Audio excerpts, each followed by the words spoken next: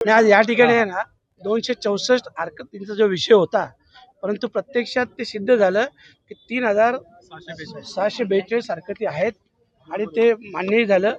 सगळ्यात पहिला तो विषय होता आणि दुसरा विषय असा होता, या अगोदर 27 गावगटांचा जो विषय होता, ज्या गावांची प्रभाग रचना ही कंप्लीट वेगळी होती, परंतु यावेळेस ओव्हरलॅपिंग झाल्यामुळं बऱ्याच गावं किंवा बऱ्याच मूळ जी महानगरपालिका होती त्यांची देखील काही भाग हा त्या 27 गावगटात समाविष्ट केलेला आहे. तर भविष्यात हा विषय सुप्रीम कोर्टात पेंडिंग आहे आणि जर सुप्रीम कोर्टातून तसा निर्णय लागला तर भविष्यात तो प्रॉब्लेमॅटिक विषय होईल.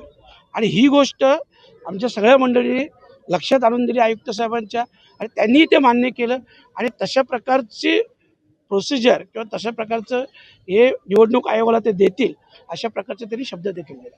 नाही बघा, जे 27 गावगटाचा विषय होता, आमच्या रमेश दादांनी खूप चांगलं सांगितलं का ऑलरेडी त्यांना ज्या हव्या असलेल्या सोयीसुविधा ह्या मिळत नव्हत्या, अगोदरही मिळाल्या नाही, आत्ताही मिळत नाही. आणि त्यामुळे साहजिकच त्यांच्या सगळ्यांची इच्छा आहे की आम्हाला ह्या महानगरपालिकेपासून दूर ठेवा, वेगळं करा, आमची वेगळी महानगरपालिका बनवा ना, ही त्यांची मागणी आहे, ही रास्त मागणी आहे.